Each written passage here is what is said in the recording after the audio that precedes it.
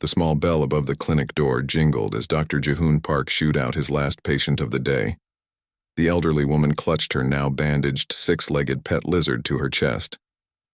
"Remember to change the wrapping twice daily, Mrs. Kim," Jihoon called after her. "And no swimming in mineral pools for at least a week."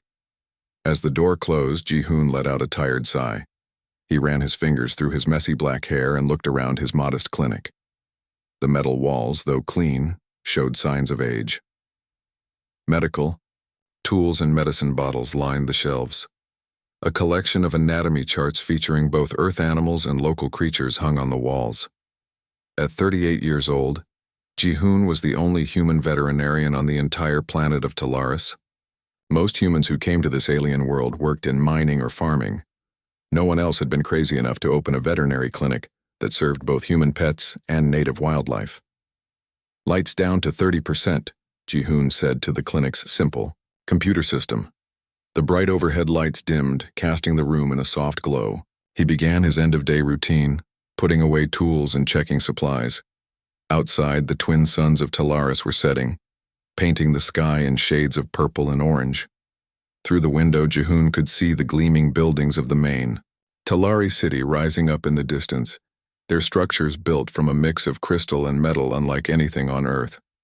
Closer by stood the modest buildings of the human colony, New Seoul. The human settlers called Jihoon, the foolish vet. The Talari, the tall insect-like aliens who ruled this world, used a similar nickname in their clicking language. No one thought a human doctor could understand alien animals. Yet here he was, 5 years in, proving them wrong every day. Jihoon closed the medicine cabinet and reached for his jacket. His stomach growled, reminding him he had skipped lunch. He thought about the simple meal waiting in his small apartment above the clinic. Nothing fancy, but after a 12-hour day, any food would taste good. That's when he felt it, a slight trembling in the floor. At first he thought it might be one of the small quakes common to this region, but the vibration grew stronger, more regular, like footsteps. Very large footsteps. Suddenly a shadow fell across the clinic. Something massive had blocked out the sunset.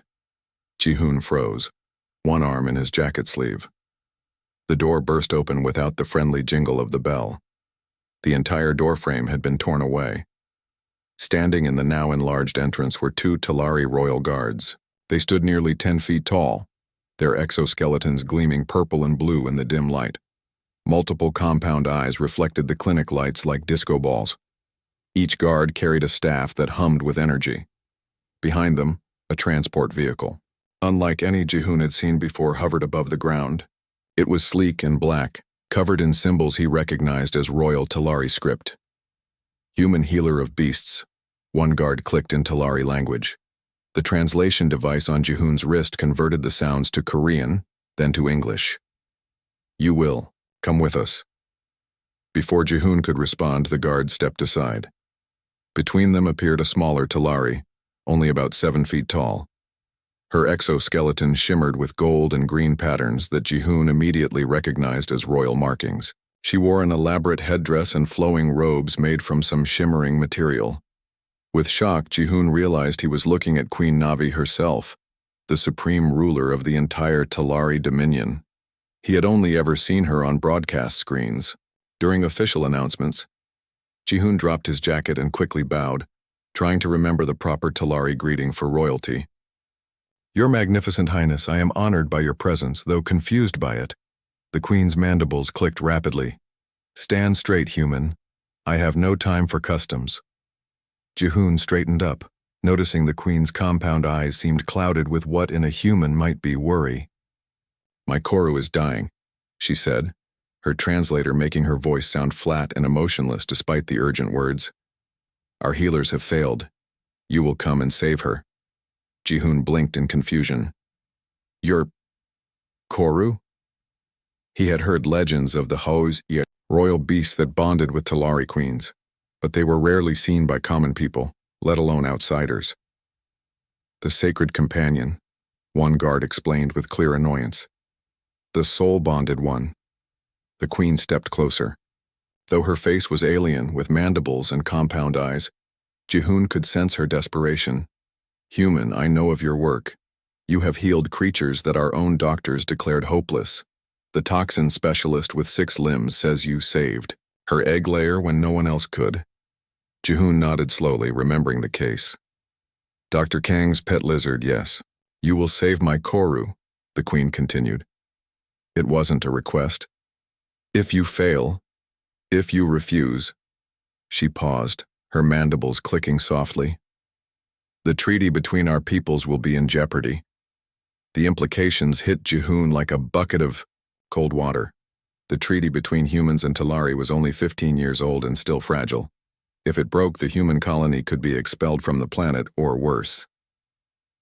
I'll need my assistant," Jihoon said, his mind racing. "And my equipment." The queen nodded once. "Call them. The guards will help carry what you need." Jihoon reached for his communication device and quickly dialed. After 3 rings, a sleepy voice answered. "Yoonji, it's me. I need you at the clinic. Right now." "Jihoon, it's past closing. What's happening?" "The queen is here," he whispered, though the Talari could surely hear him. "The actual queen. Her royal pet is sick and we have to help." There was a moment of silence then. "I'll be there in 10 minutes. While waiting, Jihoon gathered his portable scanner, basic surgical tools, and the medicine case with treatments for various species. The guards watched his every move. "Has the Koru shown any symptoms?" Jihoon asked the queen, trying to sound professional despite his racing heart. "Anything that might help me diagnose the problem?" The queen's head tilted. She refuses food. Her scales have dulled. And she makes a sound. The queen made a wheezing noise that sent chills down Jihoon's spine. "How long has she been like this?" 3 cycles, the queen answered. "About 3 days in human time." The clinic door opened and Yoonji Lee rushed in, her black hair pulled back in a messy ponytail. At 29, she was Jihoon's only assistant, a brilliant xenobiologist who had joined his practice despite her family's disapproval. She stopped short at the sight of the royal visitors, her eyes widening. "Your Majesty," she managed, bowing deeply. "No time," the queen said, already turning toward the door. "We must go now." As they followed the queen to her transport, Yoonji leaned close to Jihoon. "They're calling you the foolish vet again," she whispered. Jihoon nodded, watching the royal guards load their equipment into the transport. "Today I think they might be right." The royal transport moved silently through the night sky. Inside, Jihoon and Yoonji sat on seats designed for Talari bodies, making them uncomfortable. Through the window, they watched as the ship passed over the human settlement of New Seoul and approached the towering crystal palace that served as the center of Talari government. "Have you ever treated a Koru before?" Yoonji whispered to Jihoon. He shook his head. "I've only seen pictures in old books. Most humans never see one in person." The queen sat across from them, her compound eyes reflecting the dim lights of the transport. Though her face was alien, Jihoon thought he could see worry in the way she held her mandibles. "The Koru are sacred," the queen said suddenly. "They bond with the royal family at birth. When they die, a piece of our soul dies with them." Her translator made the words flat, but the gravity of her statement was clear. The transport slowed and descended toward a private landing pad atop the tallest spire of the palace. Guards lined the platform, their staffs glowing in the darkness. "We have arrived," the queen announced. "Bring your tools, quickly." Jihoon and Yoonji gathered their medical bags as the transport doors opened. Cool night air rushed in, carrying strange scents that reminded Jihoon he was far from Earth. They followed Queen Navi through winding crystal corridors. The palace interior glowed with soft blue light that seemed to come from the walls themselves. Jihoon noticed that other Talari they passed looked surprised to see humans in the royal quarters. Some made clicking sounds that his translator didn't catch, probably not compliments. Finally, they reached a large circular door decorated with swirling patterns. The queen pressed her hand against a panel, and the door slid open silently. "These are my private chambers," she explained. "No human has ever entered this space before." The room beyond was massive, with a high ceiling that seemed to mimic the night sky, complete with twinkling stars. Strange plants grew from crystal pots, and soft music that sounded like water and wind played from hidden speakers. In the center of the room, on a raised platform made of glowing blue crystal, lay the Koru Ji-hoon stopped in his tracks. The creature was unlike anything he had seen before. It was about the size of a large tiger, with 6 limbs ending in delicate claws. Its body was covered in scales that shifted colors even as he watched, moving from deep purple to midnight blue. But the vibrant colors seemed faded, like a painting left too long in the sun. The Koru's head was elegant, with a pointed snout and 2 sets of eyes, one pair large and forward-facing, another smaller pair on the sides. A ridge of what looked like feathers ran from its head down its spine. The creature's breathing was labored, its chest rising and falling in an uneven rhythm. "She has been like this for 3 days," the queen said, approaching the platform. She reached out and stroked the Koru's head gently. The beast made a soft whimpering sound that tugged at Ji-hoon's heart. "May we examine her?" Ji-hoon asked, already setting down his medical bag. The queen nodded once. "You may touch her, but with respect." Ji-hoon and Yoonji approached slowly. Up close, the Koru was even more beautiful. Each scale seemed to contain tiny lights, like stars trapped in glass. "I'll do a basic scan first," Yoonji said, pulling out their portable scanner. "This won't hurt her," she explained to the queen. As Yoonji ran the scanner over the Koru's body, Ji-hoon gently felt the creature's pulse points. There seemed to be multiple heartbeats, each with its own rhythm. "Her temperature is elevated," he noted. "And there's swelling here in the abdomen." Yoonji looked at the scanner readout and frowned. "Ji-hoon, look at this. These readings don't match anything in our database." Ji-hoon studied the screen. The Koru's internal structure was complex, with organs arranged in patterns he'd never seen before. "Is there information about Koru anatomy we could reference?" he asked the queen. Queen Navi's mandibles clicked rapidly, a sign of distress. "The Koru's biology is sacred knowledge. It is forbidden to share it with outsiders." Ji-hoon stood up straight. "Your Majesty, I understand your traditions, but I cannot treat what I do not understand. Without knowledge of Koru anatomy, I might do more harm than good." The room fell silent. The royal guards at the door shifted their weight, their staffs humming with energy. Ji-hoon wondered if he had gone too far. The queen stared at him for a long moment. "What do you need to know, human?"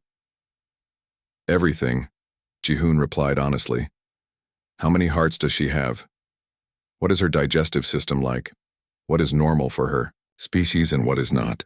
Queen Navi turned to one of her guards. "Bring Dr. Taehyun Kim." Yoonji looked at Ji-hoon with surprise. They both knew the name. Dr. Kim was a human scientist who had defected to Talari society 20 years ago. Rumors said he had gone native, adopting Talari customs and abandoning his humanity. While they waited, Ji-hoon continued his examination. He noticed that the Koru's scales felt hot in some places and cold in others. When he gently pressed on the swollen abdomen, the creature let out a pained cry that made the queen step forward protectively. "I'm sorry," Ji-hoon said, backing away. "I didn't mean to hurt her." The door opened and a strange figure entered. Dr. Taehyun Kim was tall for a human, nearly 6 feet but thin as a rail. He wore Talari-style clothing that covered most of his body, and his movements had the precise measured quality of the aliens. His eyes, though, were human, dark and intelligent. "You requested my presence, Your Majesty?" Dr. Kim spoke in perfect Talari, the clicks and chirps sounding odd coming from a human mouth. "The royal Koru is ill," the queen explained. "These human healers need information to treat her." Dr. Kim regarded Ji-hoon and Yoonji with curiosity. "You are the veterinarian from New Seoul. I have heard of you." "And we've heard of you," Yoonji replied coolly. Dr. Kim smiled thinly. "I imagine you have." He turned to the queen. "Your Majesty, sharing Koru anatomy with outsiders violates ancient law. The punishment is severe." "I am aware," the queen replied. "But her life is worth more than tradition. You will tell them what they need to know." Dr. Kim bowed deeply. "As you wish." He approached the ailing Koru and gestured for Jihoon and Yoonji to join him. The Koru has 3 hearts, he explained, pointing to different areas on the creature's body. Each controls a different system, and the digestive tract is unlike anything on Earth. They can process minerals that would be toxic to most species. As Dr. Kim explained, Yoonji entered the information into their medical database. Jihoon listened carefully, trying to match the new information with the symptoms he observed. Their blood, Dr. Kim continued, changes color based on their health. This dull color indicates severe distress. What does a healthy Koru eat? Jihoon asked. They hunt small creatures in the crystal forests, the queen answered. Sometimes they swim in the mineral lakes near the royal grounds. Jihoon and Yoonji exchanged a look. Mineral lakes near the human settlement? The queen nodded. The Koru often hunts near the boundary between our territories. She has always returned unharmed, until now. A thought occurred to Jihoon. Your Majesty, did the Koru start showing symptoms after returning from a hunt near the human water processing plant? Yes, the queen replied. How did you know? Jihoon turned to Yoonji. The algae bloom. Remember? Yoonji's eyes widened. The terraforming project. They introduced earth algae to help with oxygen production. Jihoon faced the queen. I believe your Koru has ingested toxic algae from our water processing system. It's harmless to humans and most local species, but with her unique biology. Can you save her? The queen asked, her voice suddenly sharp. Jihoon looked at the beautiful creature on the platform, its breathing becoming more labored by the minute. I believe so, he said carefully. But it will require surgery. Surgery? The queen's mandibles clicked rapidly, a sign of distress that needed no translation. No outsider has ever performed surgery on a royal Koru. The room went silent. The 2 royal guards moved their hands to their weapons. Even Dr. Kim took a step back, his face showing rare emotion. Jihoon stood his ground, though he felt his heart racing. Your Majesty, the algae is creating a toxic blockage in her system. If we don't remove it soon, she will die. The Koru let out a weak sound, almost like a whimper. Its color had faded even more in the short time they had been examining it. One of its 6 limbs twitched in pain. How dangerous is this surgery? The queen asked, her compound eyes fixed on Jihoon. Yoonji stepped forward. With proper equipment and knowledge, the risks can be managed. But we need to act quickly. Dr. Kim cleared his throat. Your Majesty, I must advise against this. The sacred texts are clear. Only royal healers may touch the inner body of a Koru. And where are these royal healers now? The queen snapped. They have failed. They stand outside these chambers, afraid to enter because they have no more answers. She moved closer to the Koru and gently stroked its head. The creature's eyes, all 4 of them, looked up at her with what seemed like trust. How much time does she have? The queen asked Jihoon. Hours, maybe less, he replied honestly. The toxin is spreading. See how the color patterns on her scales are slowing? That's her body shutting down. The queen was silent for a long moment. Jihoon could almost feel the weight of tradition and history pressing down on the room. Finally, she straightened her back and turned to face them. Dr. Park, you will perform this surgery. If you succeed, you will have the gratitude of the Talari. Dominion, if you fail, she paused, her voice growing colder. If the Koru dies under your care, your colony's treaty will be void, and your life will be forfeit. Yoonji gasped, but Jihoon nodded solemnly. I understand, Your Majesty. I will assist, Dr. Kim said unexpectedly. When everyone looked at him, in surprise, he added, I will not touch the Koru myself, but I can guide Dr. Park's hands. That way the letter of the law is observed. The queen nodded. Make your preparations. You will use the royal medical chamber. 2 more guards entered and led the group through more crystal corridors. Jihoon and Yoonji followed, carrying their equipment. Dr. Kim walked beside them, his face serious. You realize what you're doing, don't you? Dr. Kim whispered in Korean. No human has ever been allowed to see the inner workings of a Koru, let alone operate on one. I don't care about being the first, Jihoon replied. I just want to save her life. The Royal Medical Chamber was a large room with walls that seemed to be made of living crystal. They pulsed with soft blue light that adjusted automatically to create perfect lighting. In the center stood an operating table made of the same material. Advanced medical equipment, some recognizable, some completely alien, lined the walls. Talari. Medical staff scurried around preparing the room. They avoided looking directly at the humans, their mandibles clicking in what Ji-hoon had learned was disapproval. As the Koru was carefully moved to the operating table, Yoonji unpacked their portable scanner and surgical tools. Ji-hoon washed his hands in a basin filled with a clear liquid that tingled against his skin. "This will sterilize you more thoroughly than any human method," Dr. Kim explained. "It kills all microbes without harming tissue." The Queen stood at the entrance of the chamber watching every move. Behind her gathered several important-looking Talari, their exoskeletons marked with symbols of high rank. "The High Council," Dr. Kim murmured. "They've come to witness this historic moment, or your execution if you fail." Ji-hoon took a deep breath and tried to focus only on his patient. The Koru lay still on the table, its breathing shallow. Its once brilliant scales now flickered weakly like dying light bulbs. "Yoonji, prepare a mild sedative," Ji-hoon said. "We'll need to adjust the dose based on her body weight and metabolism." Dr. Kim shook his head. "No need. The table itself can induce a sleep state." He pressed a crystal control, and a soft humming filled the room. The Koru's eyes slowly closed. "The table will also monitor all 3 heart rates and other vital signs," Dr. Kim continued. "These displays show them." He pointed to floating holographic screens that had appeared above the table. Ji-hoon nodded, grateful for the advanced technology. "Now I need to locate the exact position of the toxic mass." Yoonji handed him their scanner. Ji-hoon ran it carefully over the Koru's abdomen. The screen showed a dark mass in what Dr. Kim had described as the 3rd digestive chamber. "There it is," Ji-hoon said, pointing to the screen. "The algae has formed a solid mass, blocking the digestive tract and leaking toxins into her system." The Queen moved closer, her tall form casting a shadow over the table. "Can you remove it?" "Yes," Ji-hoon replied, trying to sound more confident than he felt. "But the location is tricky. It's very close to one of her hearts." "The 3rd heart," Dr. Kim noted.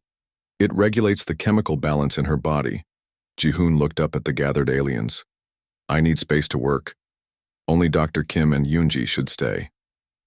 To his surprise, the Queen nodded and motioned for the others to back away. "Save her," she said simply before joining the High Council members at the far end of the room. Ji-hoon turned to Yoonji. "I'll make the first incision here." He pointed to a spot where the scales seemed naturally separated. "The scanner shows thinner tissue beneath." Dr. Kim leaned in. "Be careful. Koru blood is highly reactive to air. Use the blue tool on the wall. It creates a field that prevents oxidation." Yoonji retrieved the strange device. It looked like a small wand with a crystal tip. When activated, it produced a faint blue glow. Ji-hoon took the tool and carefully positioned it over the Koru's abdomen. "Here goes," he whispered. The first cut was perfect. The crystal tool sliced through scales and tissue with minimal bleeding. Yoonji used a suction device to keep the area clear while Dr. Kim provided guidance. "Now go deeper, but avoid the pulsing green vessel to your right," Dr. Kim instructed. "That's a major blood channel." Layer by layer, Ji-hoon worked his way toward the toxic mass. The Koru's internal structure was beautiful and complex. Organs connected by glowing vessels, tissues that seemed to shimmer with their own light. "I've never seen anything like this," Yoonji whispered in awe. "Neither has any human," Dr. Kim reminded them. "What you're seeing has been hidden from outsiders for thousands of years." Finally, Ji-hoon reached the 3rd digestive chamber. Through the thin membrane, he could see the dark mass of algae. It pulsed slightly with each heartbeat. "The blockage is bigger than I thought," Ji-hoon said, frowning. "And it's attached to the chamber wall." One of the monitors above the table began to flash. The Koru's middle heart was beating irregularly. "The toxin is affecting her heart, Dr. So." Kim said urgently. You need to remove the mass now. Jihoon took a deep breath. This was the most dangerous part. One wrong move could tear the digestive chamber or damage the nearby heart. Yoonji, I need the finest extraction tools we have, he said, and prepare the neutralizing solution we use for toxic plant ingestion. As Yoonji prepared the tools, Jihoon glanced at the queen. She stood perfectly still, her posture rigid with tension. The weight of her gaze made his hands feel heavier. Ready, Yoonji said, handing him a set of slender tools. Jihoon carefully cut into the digestive chamber membrane. A small amount of greenish fluid leaked out, which Yoonji quickly suctioned away. I can see the mass, Jihoon said. I'm going to try to remove it in one piece. Time seemed to slow down in the royal medical chamber. Jihoon held his breath as he carefully inserted a pair of thin extraction tools into the small opening he had made in the Koru's digestive chamber. Sweat beaded on his forehead, but he couldn't. Spare a hand to wipe it away. Steady, Dr. Kim murmured beside him. The chamber wall is very sensitive. Yoonji stood ready with the suction tool, her eyes fixed on the procedure. Behind them, the Queen and High Council members watched in tense silence. Jihoon could see the dark mass of toxic algae clearly now. It had formed a solid lump about the size of his fist. Tiny tendrils had grown from it, attaching to the chamber wall like roots. That explained why the Koru couldn't pass it naturally. I need to detach these tendrils first, Jihoon said. Yoonji, the microlaser. Yoonji handed him a small device that emitted a thin beam of focused light. With extreme care, Jihoon began to cut the tiny tendrils one by one. Each time one was severed, a small amount of greenish fluid leaked out, which Yoonji quickly suctioned. Way. One of the monitors above the table beeped in warning. The Koru's third heart, the one closest to the operation site, was beating even more irregularly now. The toxin level is increasing, Dr. Kim warned. Each tendril you cut releases more poison into the bloodstream. Then we need to neutralize it as we go, Jihoon replied. Yoonji, prepare the neutralizing solution. We'll inject small amounts after each cut. Yoonji nodded and quickly prepared a syringe with a blue liquid. After Jihoon cut the next tendril, she carefully injected a tiny amount of the solution into the area. It's working, Dr. Kim said, watching the monitors. The toxin levels are stabilizing. They continued this careful process for 20 more minutes. Cut, neutralize, suction, cut, neutralize, suction. Finally, all the tendrils were detached, and the mass was free to be removed. This is the most dangerous part, Jihoon said. The mass is still very close to the third heart. If I pull too quickly, it could tear the chamber wall. He inserted the extraction tools deeper, positioning them around the mass. With steady hands, he began to lift it very slowly. The mass resisted at first, then gradually began to move. Suddenly, one of the monitors flashed red and emitted a sharp alarm. The Koru's primary heart had stopped beating. Cardiac arrest, Dr. Kim announced, his voice tense. From across the room, the Queen stepped forward, her tall form rigid with fear. The High Council members behind her began clicking rapidly to each other. Yoonji, Jihoon called, not taking his eyes off his patient. Prepare the defibrillator, the small one we use for medium-sized animals. It won't work, Dr. Kim protested. Koru hearts don't respond to electrical stimulation the same way Earth animal hearts do. Then what do we use? Jihoon demanded. Dr. Kim hesitated, then pointed to a crystal device on the wall. That stimulator, but only royal healers are permitted to use it. The Queen's voice cut through the tension. Use it, human. Save her. Yoonji grabbed the crystal device and brought it to Jihoon. It was shaped like a small pyramid with a pulsing blue light at its center. Place it directly above the primary heart, Dr. Kim instructed. Then press the apex. Jihoon positioned the device as directed. When he pressed the top of the pyramid, a wave of blue energy flowed down into the Koru's chest. The creature's body arched slightly, then settled back down. Everyone watched the monitor. For 3 long seconds, nothing happened. Then a small blip appeared, followed by another and another. The primary heart was beating again, weakly but steadily. Continue the extraction, the Queen ordered, her voice strained. Jihoon returned. his attention to the toxic mass which was now halfway out of the digestive chamber. With extreme care, he continued to lift it out millimeter by millimeter. "Almost there," he whispered. Just as the mass was about to clear the opening, the Koru's body suddenly spasmed. The middle heart monitor began flashing red. "She's going into shock," Dr. Kim said urgently.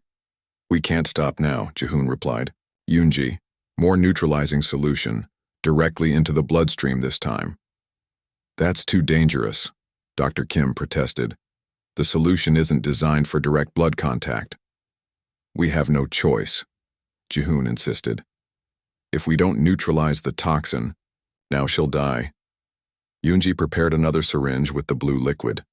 This time, she injected it into a vein near the operation site. For a few terrible seconds, nothing happened. Then gradually the heart monitor stabilized. With one final careful pull, Jihoon extracted the entire toxic mass. It came free with a slight sucking sound. Yoonji quickly placed it in a containment dish. "Mass removed," Jihoon announced, relief evident in his voice. "Now we need to clean the area and close the incision." Using a solution Dr. Kim provided, they carefully cleaned the inside of the digestive chamber, removing any remaining traces of the toxic algae. Then, Jihoon began the delicate process of closing the internal incision. "Use the tissue sealer," Dr. Kim suggested, pointing to another crystal tool.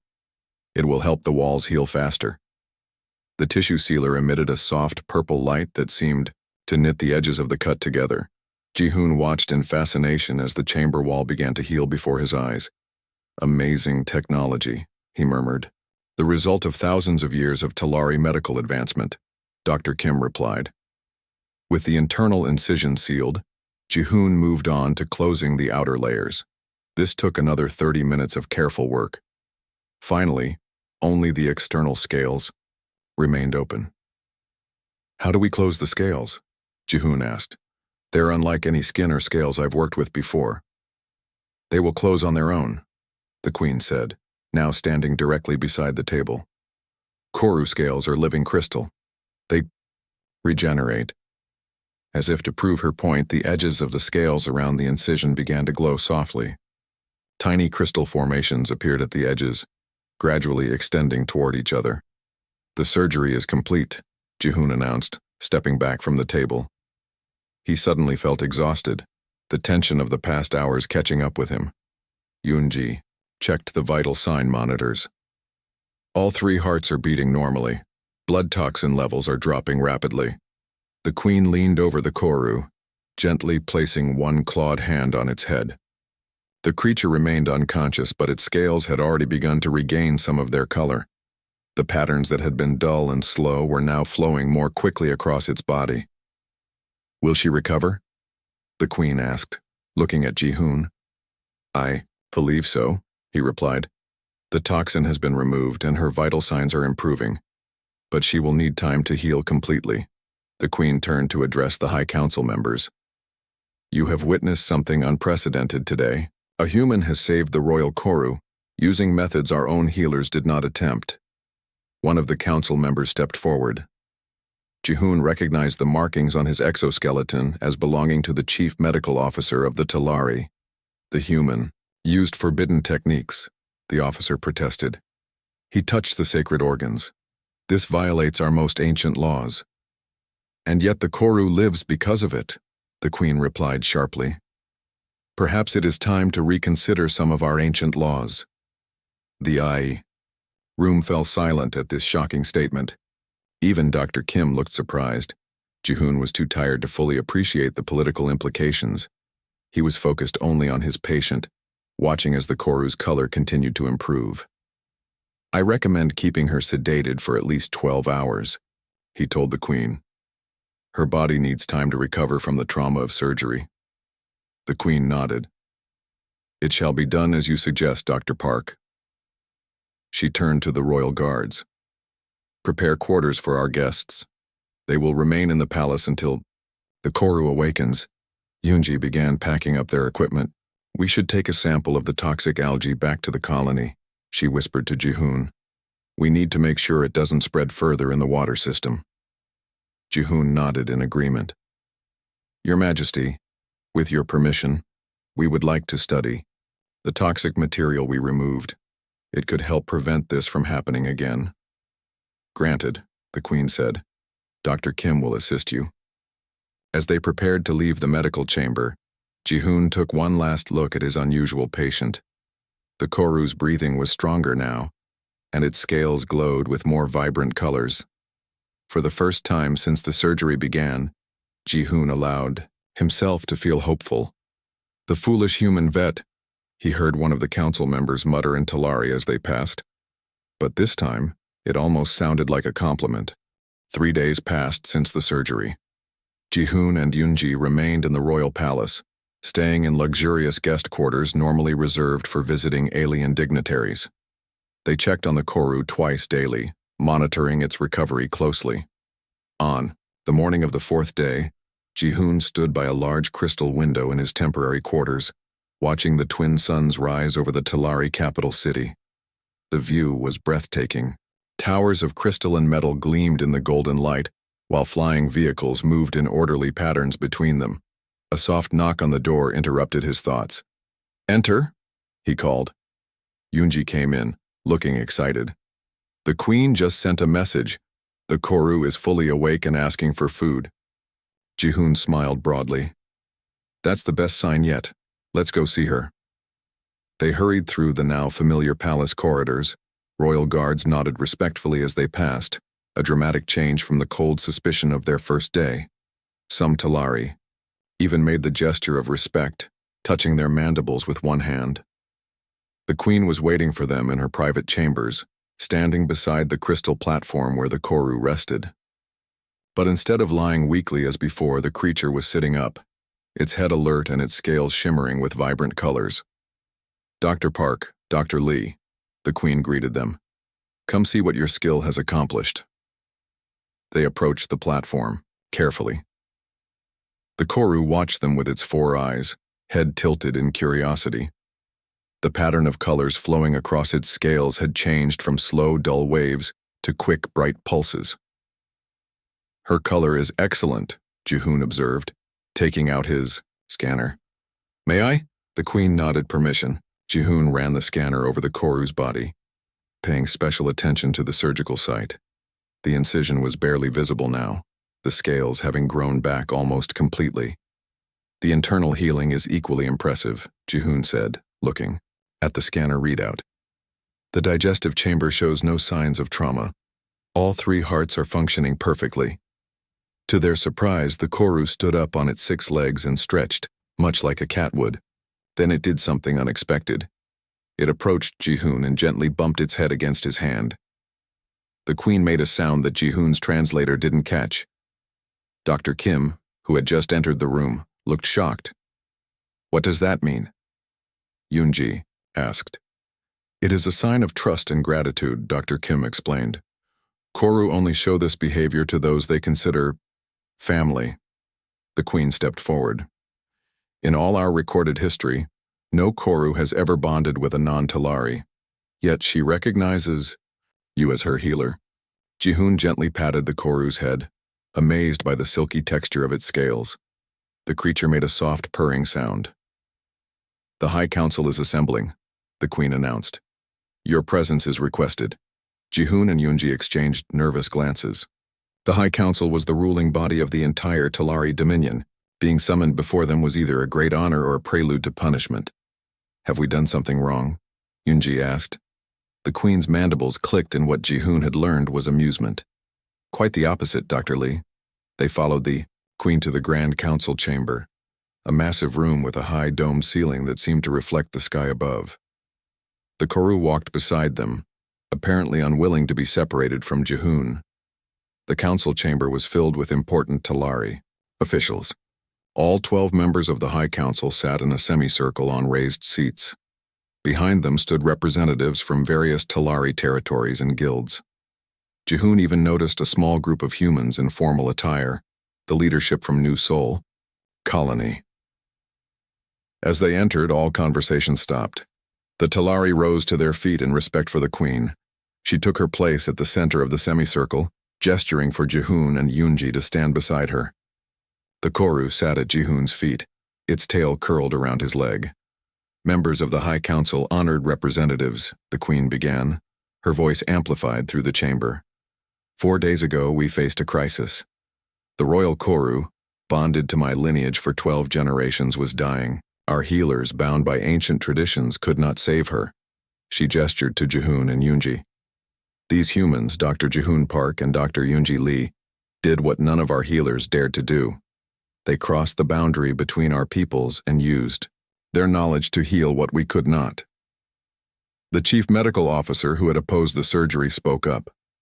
They violated sacred law in doing so, Your Majesty. They saved a sacred life, the Queen countered. And in doing so, they have shown us that some of our traditions may no longer serve us. Murmurs spread through the chamber. Such words from the Queen were unprecedented. For too long, we have kept our medical knowledge separate from humans, she continued. We have treated them as lesser beings, unworthy of our wisdom. Yet when crisis came, it was human wisdom that saved what we hold most dear. She turned to face Jihoon and Yoonji directly. The High Council has voted. From this day forward, there will be an exchange of medical knowledge between our peoples. Dr. Park, you will be granted the title of Koru Friend, the highest honor we can bestow upon a non-Talari. A Talari official approached with a small crystal pendant shaped like the Koru. The Queen took it and placed it around Jihoon's neck. The crystal glowed warmly against his skin. Furthermore, the Queen continued, your veterinary clinic will receive royal patronage. It will be expanded into a center for interspecies medical research and treatment, where both Talari and human healers can work together and learn from each other. The governor of New Seoul Colony stepped forward, looking both surprised and pleased. This is a great honor, Your Majesty. We fully support this initiative. There is one more matter, the Queen said. She gestured to a group of Talari scientists who had been analyzing the toxic algae. We have discovered that the algae introduced by human terraforming efforts poses a serious threat to several native species, not just the Koru. We must work together to contain it. Dr. Kim joined the conversation. We have already developed a method to safely remove the algae from the water system without disrupting the terraforming project. Humans and Talari scientists worked together to find the solution. Jihoon realized this was another first, humans and Talari collaborating on a scientific problem. The surgery had opened doors that had been closed for decades. Dr. Park, the Queen, addressed him. You were once called the foolish vet for choosing to practice on a frontier world. Do you regret this choice? Jihoon looked around the grand chamber, at the faces of both humans and Talari watching him. He felt the weight of the crystal pendant against his chest and the gentle pressure of the Koru leaning against his leg. No, Your Majesty, he answered honestly. I came here because I believed all living creatures deserve care regardless of their species or origin. If that makes me foolish, then I am happy to be a fool. The Queen's mandibles clicked in approval. It is such foolishness, the courage to go beyond established boundaries, that often leads to the greatest wisdom. As the formal ceremony concluded, Jihoon and Yoonji were surrounded by both Talari and human officials eager to discuss the new medical exchange program. The Koru remained close to Jihoon, occasionally nudging his hand for attention. Yoonji leaned, close to whisper in his ear. Not bad for a foolish vet from Earth. Jihoon smiled as he watched Talari and humans talking together openly, perhaps for the first time. The barriers between them seemed less solid now, more permeable. 6 months later, the Interspecies Medical Center opened in a beautiful new building halfway between the Talari capital and New Seoul Colony. Patients of all species came for treatment, and healers from both cultures worked side by side. Above the main entrance, inscribed in both human and Talari script, was a phrase that had become famous throughout the colony. Compassion knows no boundaries, and below it, in smaller letters, in honor of the foolish human vet who dared to treat the Queen's beast. The end.